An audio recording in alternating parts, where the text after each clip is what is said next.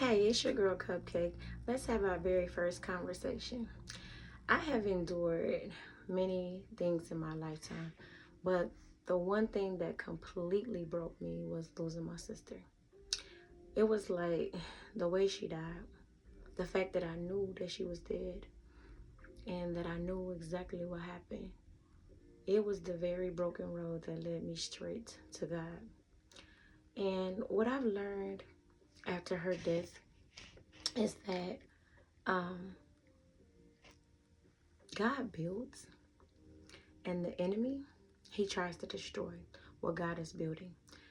And when we understand the devil's tactics, when we understand the enemy's plan for our life, then we inevitably learn how to beat the enemy. Because there's a duality on this earth. You know, there's good and there's bad. There's pureness and there's evilness. There's wickedness. And see, the contradiction is that evil is more powerful than God, and it's not true.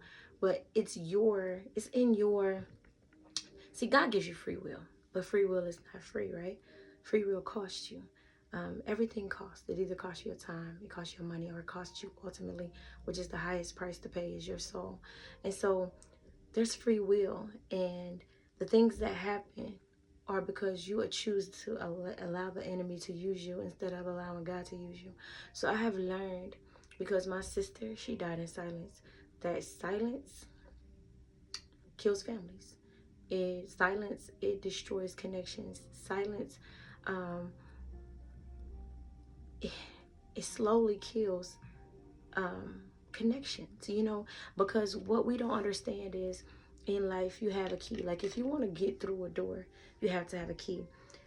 If you want to get, nobody can just walk into your house. You have to have a key to get in, right? And so there's these keys in the spiritual realm that we don't see, that we need. They are essential. They are vital. They predicate our existence, and we need keys of communication. We need keys of fruitfulness. We need keys of love. We need, if your heart is broken and locked, and you don't allow anybody to come in, it's almost like a house. If your house is locked, nobody can come in unless they kick that door in and they knock it down. And so we have to understand that these keys in life, they determine the quality of our life, right? And so the enemy, he comes to destroy.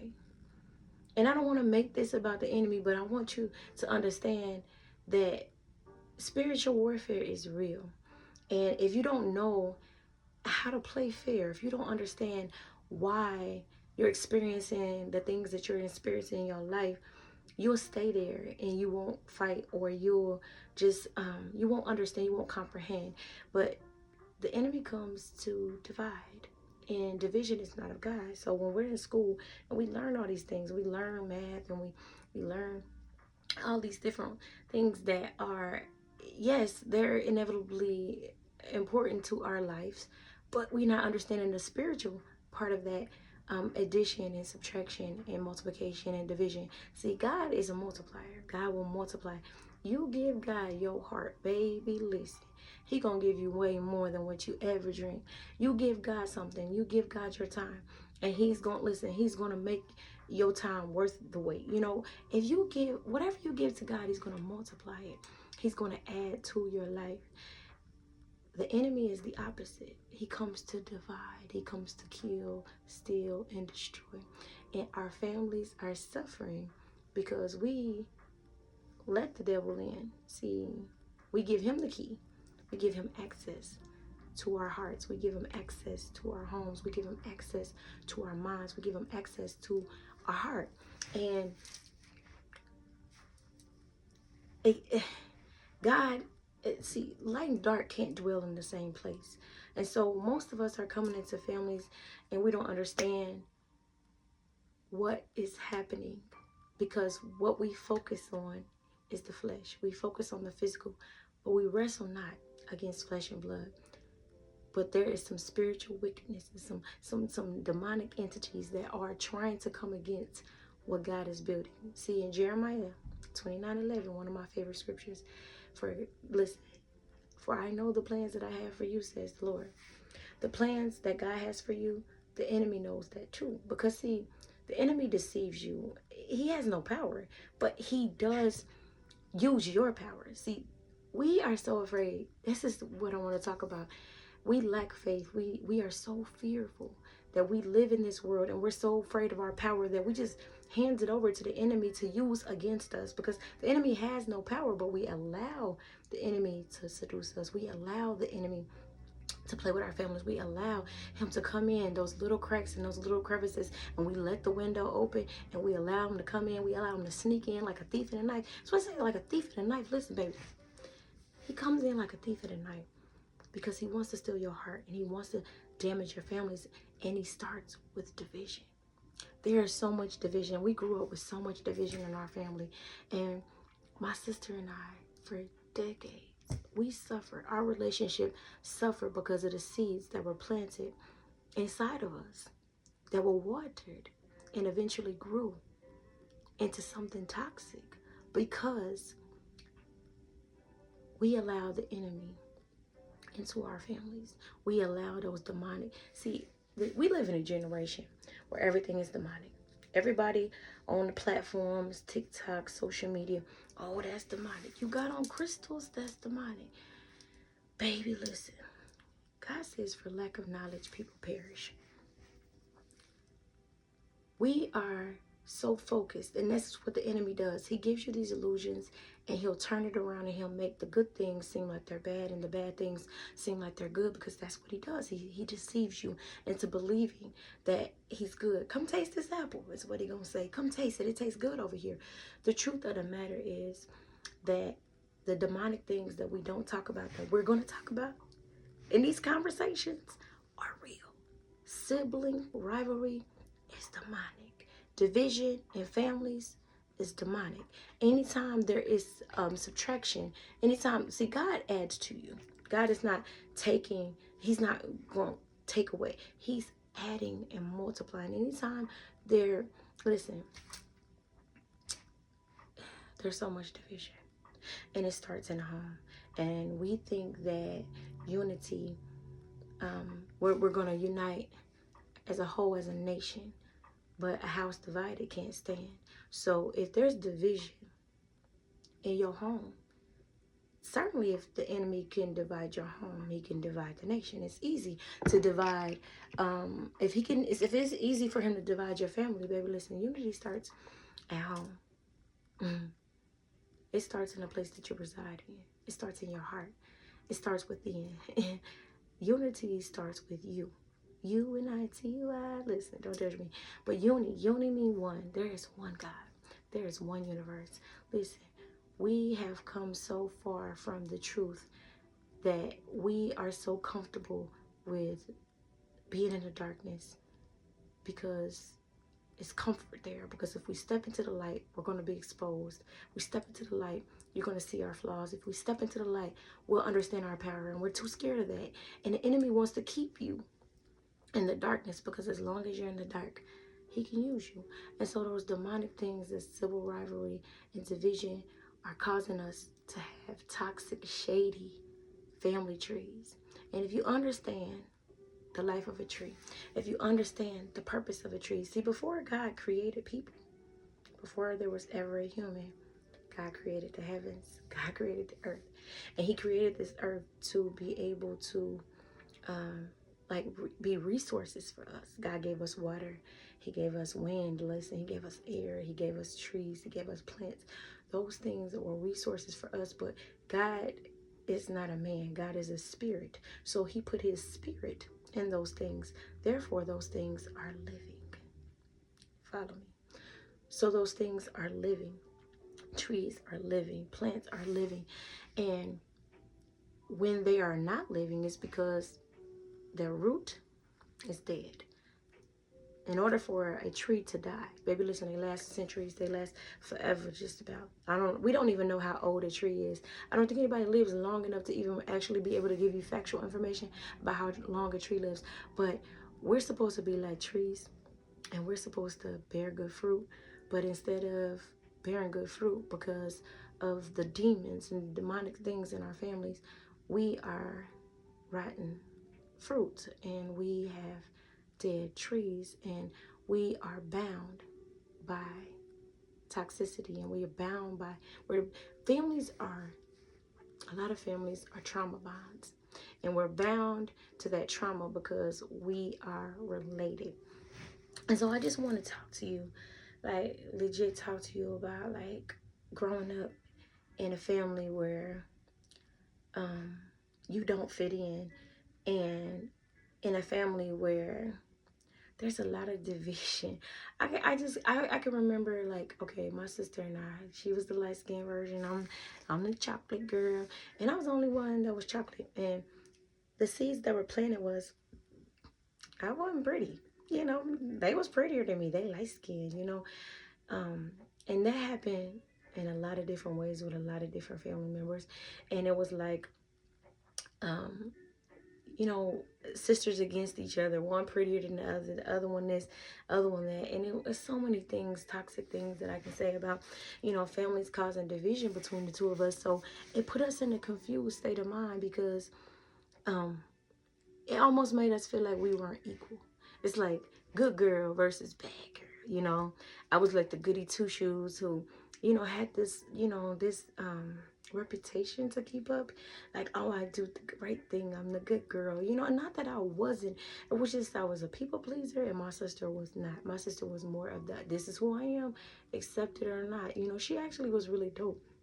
I mean, she had her way. She would go off on you. But neither one of us was wrong. It's like bad girl versus good girl. But the truth of the matter was the things that she was doing in the light were the things that I was doing in the dark. And, you know, because I had this image to uphold. So who was right and wrong? So most of us don't understand that it's very toxic to kind of manipulate family into being against each other or comparing. See, comparison is the theft of joy. And there is no joy in your family if you're always constantly comparing your children to each other. Like, let them be who they are. Like, don't compare. You know, it's like we all know that our children have weaknesses and strengths. I'm a mother of four. Trust me, I know all my children's weaknesses, and I know all their strengths, and I know what makes them amazing and what makes them dope, and I know what makes them, you know, I know what makes one smile and makes one cry. And that's because I communicate with them. See, we are in a generation, again, I've made so many mistakes, and I'm going to talk about those mistakes because I own who I am, and I don't sit and I throw stones and act like you know, and I'm a glass house, baby. Listen, I didn't broke this house. I broke it in. God has broke it in and taught me so many things so that I can be able to teach these lessons in a way that aren't shameful but aren't shaming. You know, like there's no shame. If you don't know, you don't know. But when you know better, you can do better. So here I am to teach you because God literally taught me. But so anyway, we lack this communication, which is the key. It's the key that we are not utilizing in our families to talk about issues, but instead, because we talk at kids, we think that they're dumb. I don't know what adults be thinking about kids, but it's like we grew up in an era where it was like be seen but not heard. We grew up in an era where it was like stay in a child's place. But the truth of the matter is I ain't never been in a child's place. I don't even know what that means. I'm living more out my childhood dreams and fantasy and healing my childhood wounds as an adult than I ever did a child. Most of us grow up and we're never been children at all. Like our age might have reflected a child, but our situation, what we were dealing with, the burdens on our back, the toxicity, the dysfunction that we had to carry was never a child's place. And so we hear these conversations and we get talked to, but we're not actually communicated with so that we can comprehend our place, our position in this world. And so many of us are lost far far before we ever, you know, given this opportunity to live. And so there were so many things that happened between my sister and I that were just like a lot of divisiveness. And I like to use my sister. One, she's not here, and she was like the greatest lesson I've ever had in my life. She was the greatest lesson because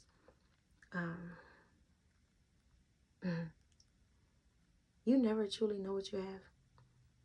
You never truly understand a person. You never truly appreciate the totality and the essence of a person until they're gone. And yeah, I've learned to appreciate people while they're living. And I'm not saying I didn't appreciate her, but in a capacity of beyond comprehension, I'll say.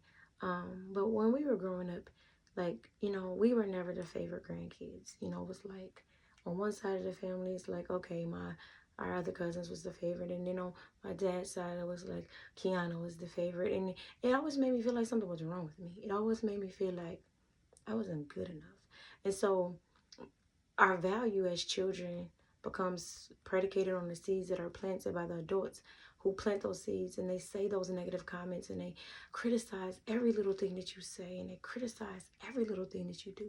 And we don't understand that those words are tearing down. Words, and that's why communication is the key. But we have to understand that there is life and death in the power of your tongue. And the words that you speak to your children either give them life or they give them death. And it doesn't matter how young and how old they are. It's like one of the greatest lessons God ever taught me was to watch my mouth. One of the greatest lessons God ever taught me was to be mindful of what I speak, not just to my children, but to myself. Because those words, they destroy you or they make you. They break you or they make you. And so when we were kids, it's like a lot of toxicity, a lot of negative talk. And we were raised by teenagers, and I feel like I always say this: my parents did the best that they could, because people can't give you what they don't have. If I ask you for $1,000,000, baby, listen, if you don't have $1,000,000 to give me, baby, there's no way you can give it to me. People can't give you love if they don't have love. People can't give you peace if they don't have peace. People can't people can't give you what they don't have. They can't. And the problem with most parenting is that, and families, is that we're not training children. We are disciplining them. It's like God doesn't discipline, God corrects in love. And when God showed me how much he loved me, and he showed me how to redo all of these things that I've been doing wrong my entire life, life just hit different, because we don't realize that when you place siblings against each other, or families against each other, when there's division, and you have a favorite, or you don't like this one and you don't like that one, or like for Christmas, she would get like doll houses and dolls. And I know I didn't like no dolls, but god dang, I like gifts too. But it was like I wouldn't get hardly anything, or they would buy her stuff or do stuff for her, and it would be like, nah. Like when I graduated, it was, you get a $25 check, which I appreciate, because your presence in my life has always been a gift. I've been like that since I was younger. But then when she graduated from high school, she got taken to Jamaica. And when you are younger, you internalize, when you are treated differently, you internalize that as something is wrong with you, like you're not good enough, that you're not loved. And so I grew up feeling like I wasn't loved. And on another note, my sister, she felt the same way in a different way, though. It was almost like, why is she getting that special treatment? Why are you treating her any differently? And so she started acting funny towards me, like, she better than me, and then I'm gonna beat you up. Listen, when I was a kid, I we lack communication. I saw a lot of fighting, a lot of things like that in our household, and it was never like, yo, let's have family meetings, let's have these conversations, da da da da. Nobody knows how to communicate, and people who lack communication, everything is an argument. And so I didn't really know how to like say how I felt, that vulnerability, or just be able to express as a child. So I used to beat everybody up. So when they called me ugly and roach and, all these little mean names, I used to beat them all up. My sister, my cousins, all of them. Until I got to high school and I found my people.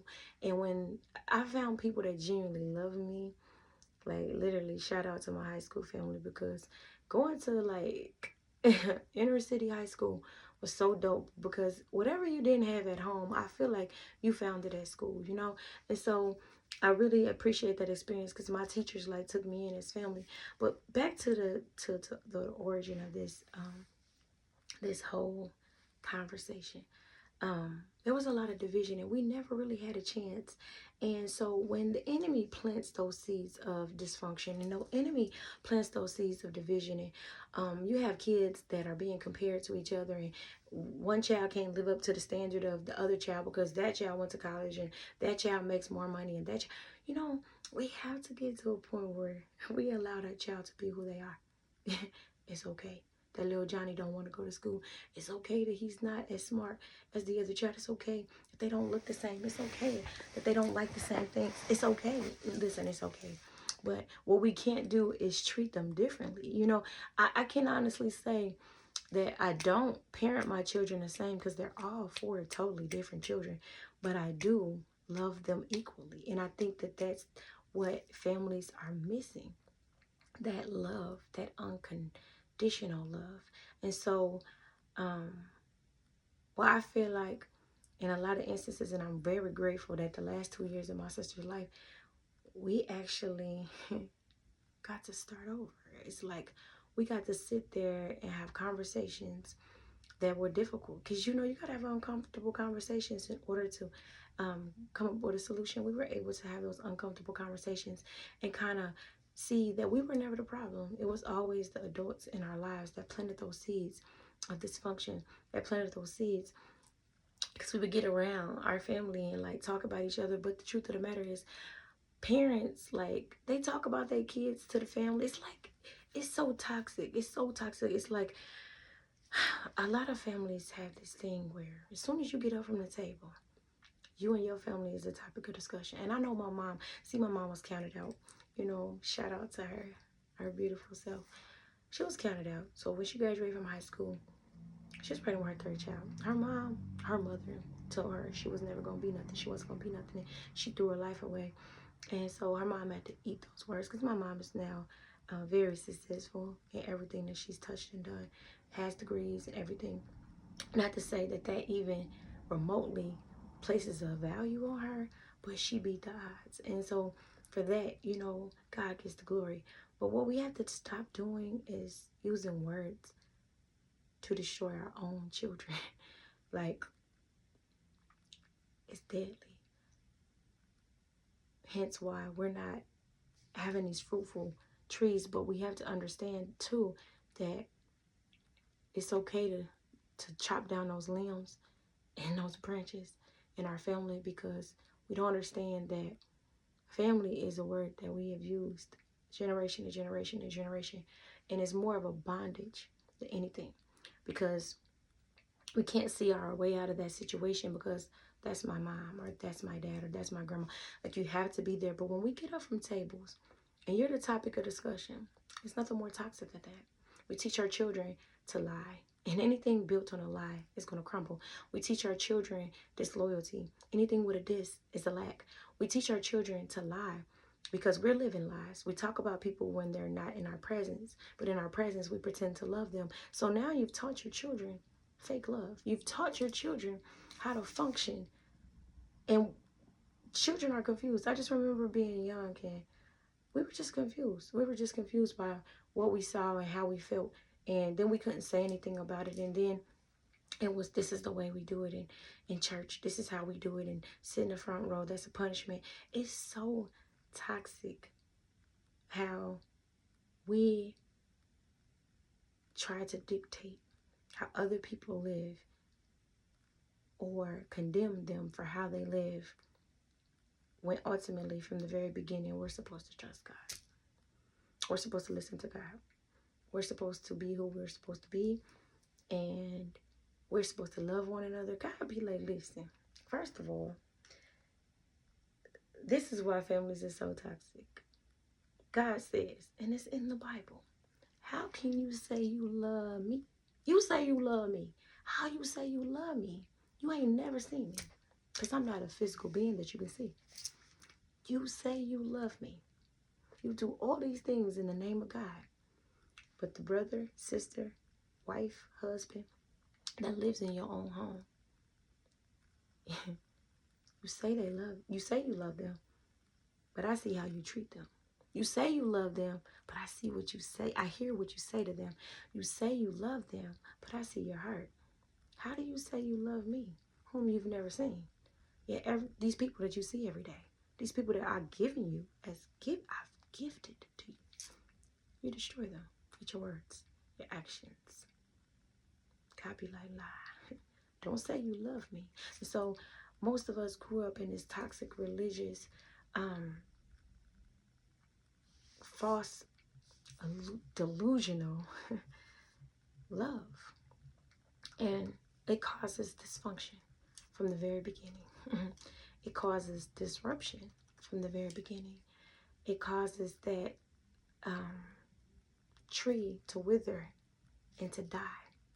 And so I always say, you know, most of us try to fix something from on the outside. If you're like, oh, you know, you want to feel better, put on some nice clothes. Baby, listen, you can dress yourself up, baby. You can put on all the makeup. But if you don't get to the root of the issue, if you don't go deep within, if you don't get those roots and take them out, you're not going to be fixed. You're not going to be whole. You're not going to be healthy. You're not going to grow. So we have to get under those shady family trees. And we got to chop those things down. And the contradiction is that you can't walk away from family. Yes, you can. You can love them, but you can love them from a distance. See, there's a difference between, you know, having boundaries. See, I lacked boundaries my whole life. I let people treat me like trash, but that's because when I was a child, I literally, from this, I can even remember my like third grade teacher. I wrote this, I can't remember like this story or this paper, and she literally took it. And I mean, I take words. I ain't gonna lie. I'm so emotional. But most of us are. We take words so literally because words do hurt. You know, the biggest lie they ever told us was sticks and stones will break your bones. Words will never hurt you. Yes, they do. They build you and they tear you down. And she took my paper, balled it up, threw it in the trash, and told me my work was trash and I was trash. And a piece of me, like, oh, broke. You know, and so when we get these developmental stages of life and people keep dumping trash on you, they keep dumping trash on you, and you think that that's what you deserve. You think that that's your value. You think that you're trash, and then your family does it. Your mama do it. Your daddy do it. Your uncles do it. Your aunties do it. Your cousins do it. And after a while, you feel like trash. You feel like the trash they dumped onto you because that's what you feel like. Because that's what they treated you like. But that's not who you are. You're treasure. But in order to get to that treasure, you got to take that trash out. You have to take it out of you. And so most of us, we don't know how to do that because we stay right in that trash. You know, it's almost like, you know, you take your trash out. Ours come on Monday. You take your trash out. You allow them to pick it up and dump it. Well, we keep that trash right there in the house. We keep those situations right there in that house. We keep those conversations buried within those conversations that we keep. See, most of us don't understand that those lies, that toxicity, those words that we keep within us, they bury us. And yes, we're existing, we're walking around and we look nice, but how do you feel in the inside? You're dead. And so in order for us to be fruitful, in order for us to multiply, in order for us to excel, sometimes we got to take that trash out. And I mean literally, like all those things that have been deposited into you that don't align with what God said about you. We trust so many people, and we don't know any better as a child. You don't know any better as a child. All you know is what you've heard and how you've been taught and what you've been shown. And I just know that those things develop dysfunctional adults. And dysfunction is from the enemy. And it starts from the head on down, because when the head is sick, the body is sick. And the matriarchs and patriarchs, and I say more so matriarchs of the families, are so toxic. And I have been to confession. I'm not exempt. We damage our children by the words that we say. We damage our children by planting those seeds of dysfunction and envy within the family. We play on against each other. We, you know, as a mom, you talk about one child to the other, and then the other, and it goes back and forth. And you're building this division. You're building these walls. You're building this prison for your child. So there's no safety there. There's no safety when your basic needs are compromised. You're surviving, and there's a big difference between survival and living. And God is saying, I just want to exchange one for the other. And so when I was at the lowest point in my life, God went back all the way back to the beginning, from the very beginning. Because before God ever gave us a body, he gave us a soul, and that soul had a purpose. But because everybody else tells you who not to be, and everybody else tries to destroy you in the process, and it's not the person, it's the spirit within the person. They try to destroy you. It's toxic, and we have to understand that some families are bondage, and it's okay to let those people go. It's okay not to sit at a table. See, I have been studying the life of Jesus, which is the most interesting life I've ever read about. Jesus lived and he died for a purpose, but he also made sacrifices for humanity as a whole. So we all have a Judas in our life. Some of us have multiple Judases in our life. And the Last Supper was an illustration to people that get it. I'm going to sit down with this Judas one time. I know he betrayed me with one kiss. I know he betrayed me. I know. I know. My father already told me. But I'm going to do this because I know this is the last time I have to do it. It's a sacrifice, so you don't have to. So while we're sitting at tables, listen, we don't understand Jesus' sacrifices. It's like God taught me, Jesus died on the cross, so you don't have to.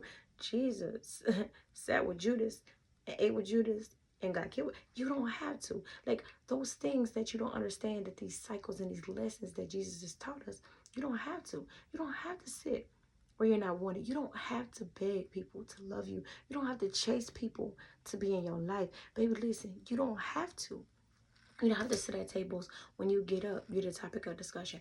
You don't have to, I always had this thing and it trickled into my relationships, which is why I ended up in toxic relationships and toxic marriage. It's like I had to chase people to love me.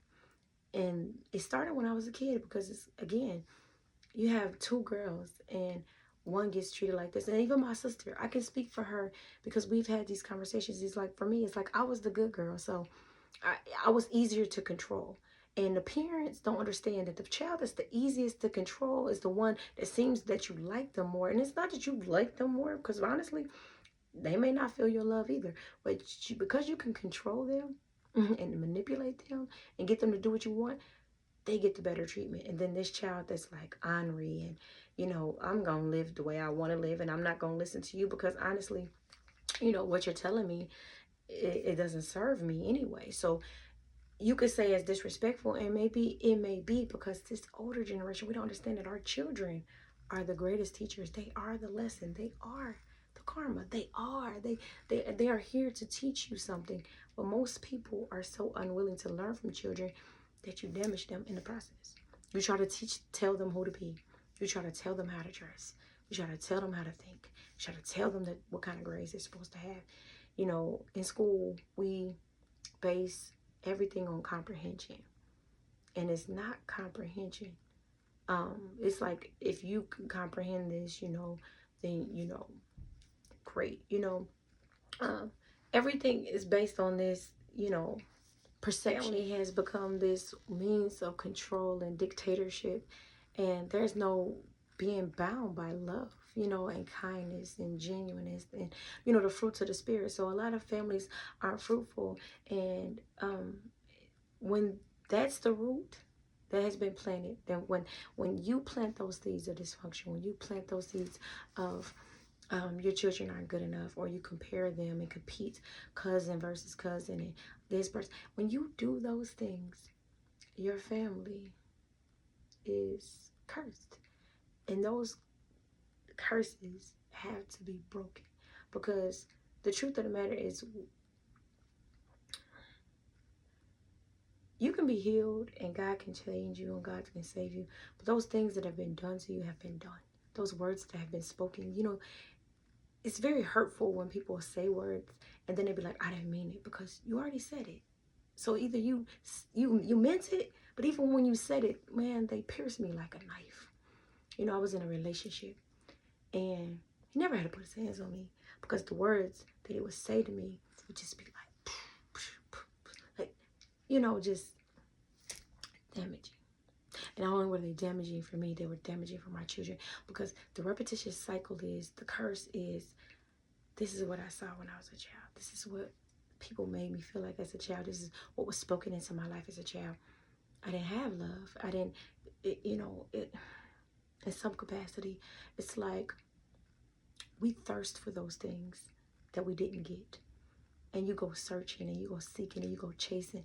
And that's why in the Bible it says, and this is what God told me when I left. He said, seek ye first.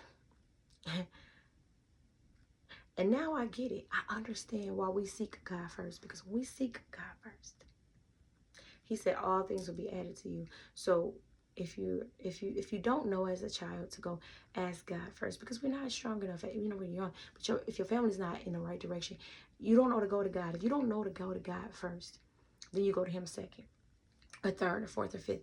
And the people God has entrusted, and this is where we have to break the cycle. God has entrusted us as parents to guide our children, to give them the tools that they need. And we think that that's food, water, and shelter. Baby, listen, that's the least. That's the least you can do for your child. When you give them the proper nutrition, which is the seeds that you plant in them, the words that you speak into them, when you speak life into them, when you give them the tools that they need to survive this world and live and thrive, you have to be able, see, to whom much is given, much is required. The sins of a father, this is in our Bible, follow their children.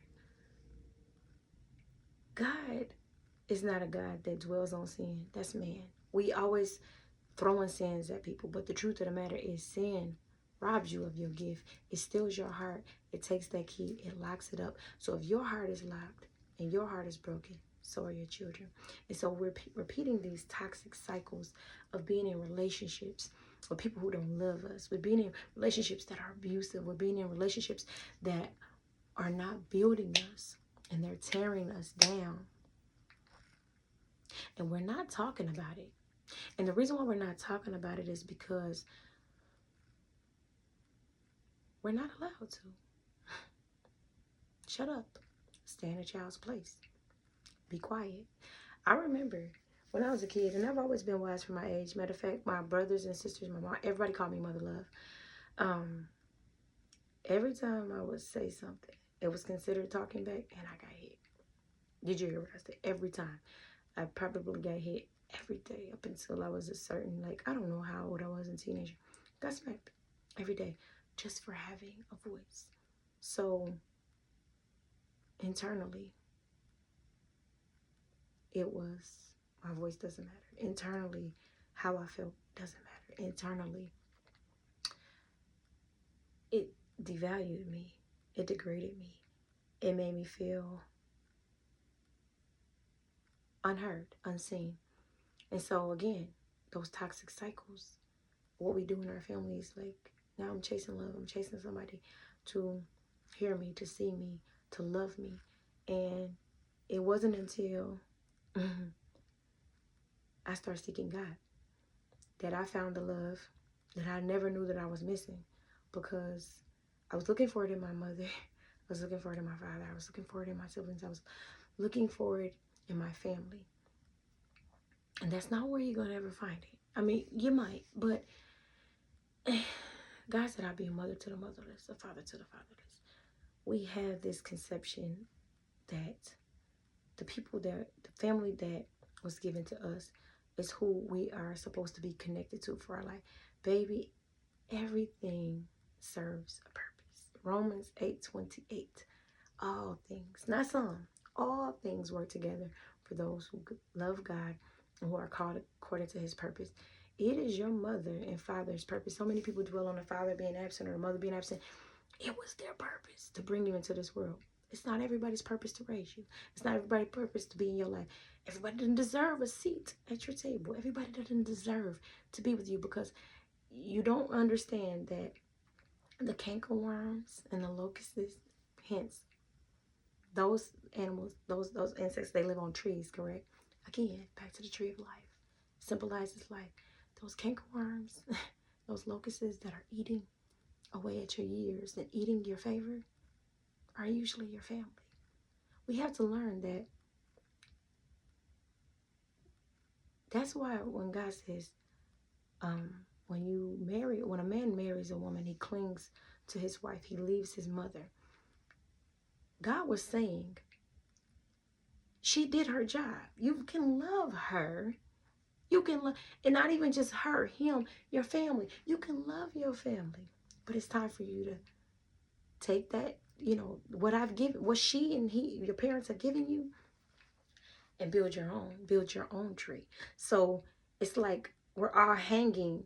So we're staying in the parents and the grandparents. It's like one tree when there's supposed to be multiple trees in the yard. It's just one tree, and we're all hanging on this tree, and there's all this dried, rotten fruit, and the roots are dead, and everybody on this tree that's connected to this tree, they're dying. Because have you ever heard everything connected to you is winning? So everything you're dead, you're spiritually dead, everything connected to you is dead. So we're all hanging on this dead tree.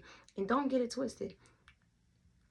This world is so much deeper than most people can conceptualize.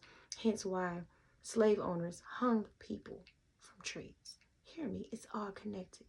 Because we are literally hanging from those trees, dying. Spiritually, emotionally, physically. Because we continue to be connected. You're supposed to leave that family and go start your own. But what we're not doing when we're in that family, and this is where we have to break the curse.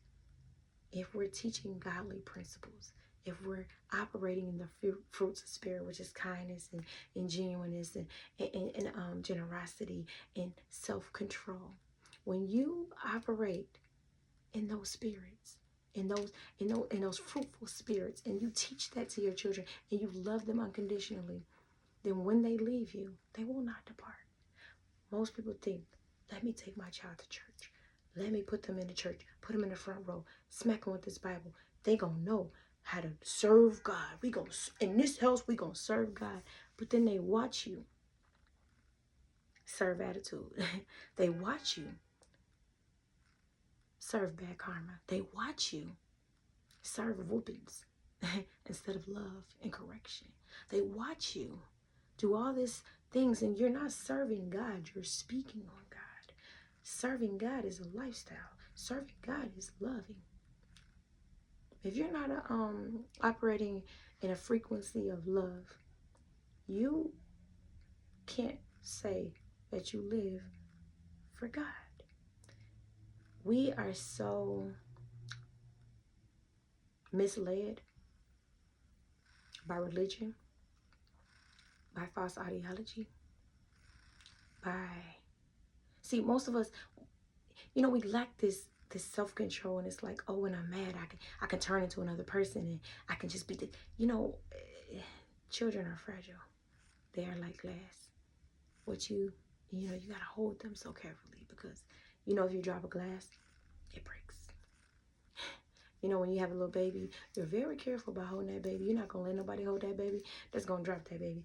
And then when they get a little older and they learn how to walk, then you drop them. You're very careful when they're baby. When they get older, you drop them, because you say kind words, and then they break into a million pieces, and they don't know how to fix it, and you don't know how to fix it, and it's broken, and it's damaged.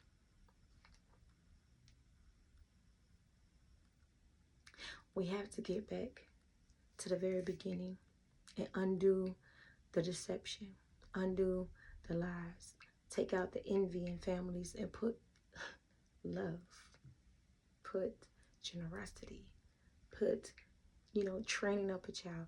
But it goes back to us having the knowledge and the wisdom to learn from the basic instructions of this life, which is the Bible, and not use it as a weapon that we form against ourselves, that we're not prospering.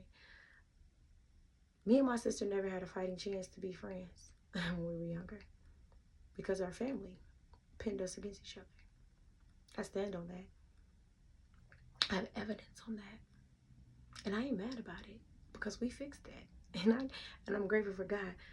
But in order for us as a society as a whole to be able to build connections, we have to first be connected to God. We have to first be connected to ourselves. And we have to first understand that disconnecting from anything that doesn't serve you and God is okay. We have to get from up under these shady trees because they are blocking your sunshine. These shady trees are blocking you from the life that God wants from you. These demonic spirits, see, everybody wants to call everything a demon. And I'm not calling anybody in particular, but the truth of the matter is wickedness sits in high places. So when you're a little bitty child, the people that are over you, that are controlling you and dictating to you, that's a high place to them. You look up to an adult. And when you look up to an adult, most people are so power hungry that they take advantage of children, all for them to feel better. It's a reflection. It's a inner conflict that we must be able to take those roots. Baby, listen, if you don't hear nothing else, dig up those roots. Get to the root of the problem. Because you can spray that plant, you water that plant every day, you can try to change the soil, but if you don't get those roots, if it's dead, whatever's connected to it is going to continue to die. It's going to continue to die. It may look good today, but check it tomorrow. Check it the next day. It's going to die. And so, while we have to understand that silence kills, it destroys. Division kills, it destroys. It destroys. It destroys families.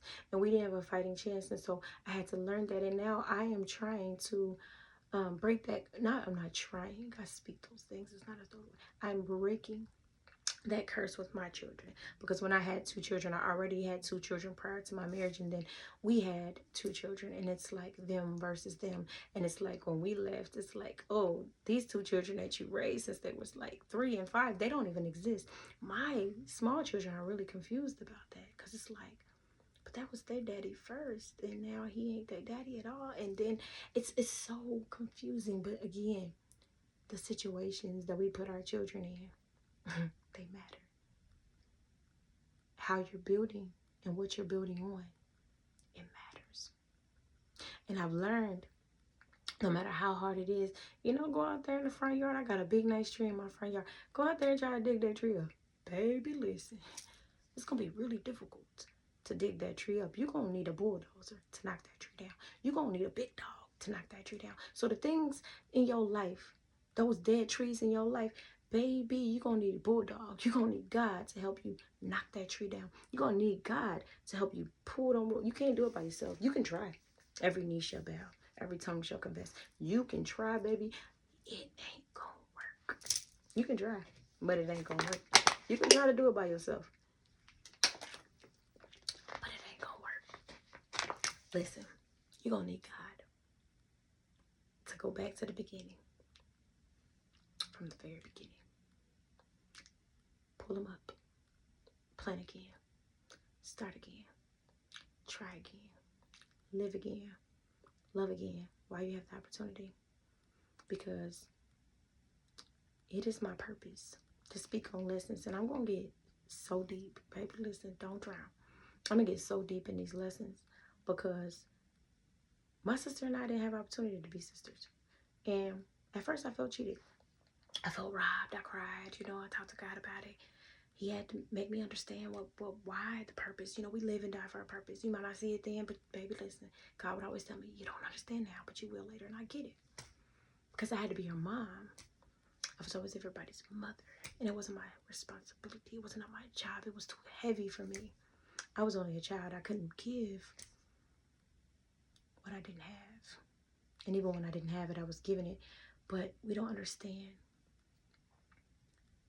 The family that you're born into can make or break you. And if your family is not willing to break that curse, and you're going to be ostracized. You're going to be I was always counted out. But you're going to be looked upon like you're crazy. You know, they're going to have something to say. But it may not be your fault, the family you came from.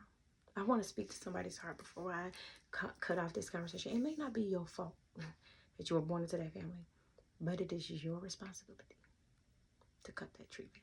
It is your responsibility to go to God and have him listen, pull those roots and get you out of there. Listen, see, one thing about, I didn't used to like the Bible because, baby, listen, the way that they used the Bible when I was a kid, ooh, baby, listen, I was scared of the Bible.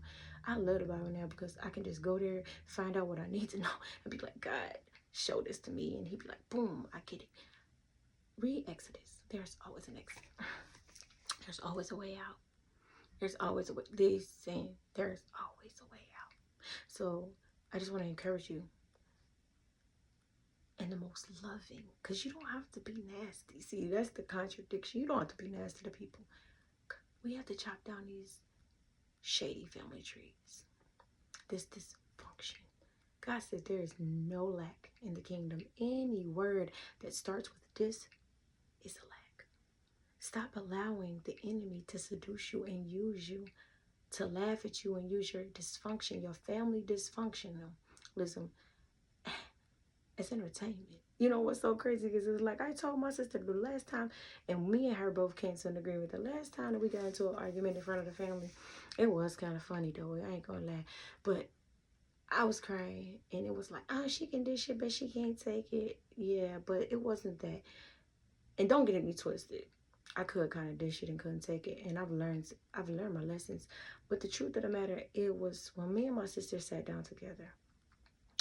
I had a conversation with her, and I said, the same people that's laughing at us because our dysfunction is funny, it's entertainment. It's like, you know, because my mom's kids was never supposed to make it. She wasn't supposed to make it.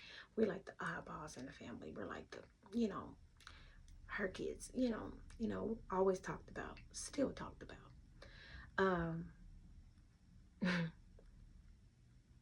It's funny. But then when we leave, they're laughing at us. They're talking about us.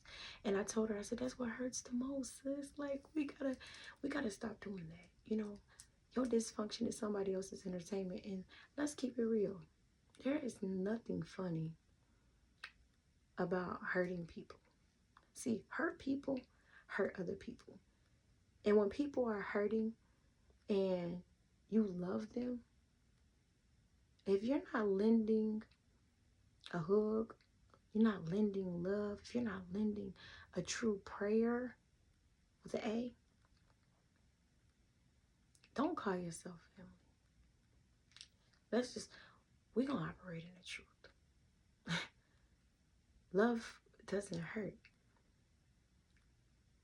We have to get to a point where we love like God loves. We are nurturing like God nurtures. And we love like Jesus loves. We can't keep going around here talking bad about people and be like, but I love God and I live for God. What God you talking about? God is love. And we have to break these dysfunctional cycles in our family of division, because siblings versus siblings and putting them on a pedestal and all of the jealousy and the envy. See, envy is crueler than the grave. And if you hang around people who are envious, you're going to die spiritually. Everything happens spiritually before it ever happens physically. So you may still be alive, been walking around existing, but your spirit is dead. Baby, it's time to uproot those trees, plant new ones, start again, begin again. Listen, God is able to do exceedingly and abundantly above all you can ever ask, baby, listen, or ever think. I know I'm a living witness. Stay tuned to our next conversation. Thanks for listening. I love you, but God loves you more.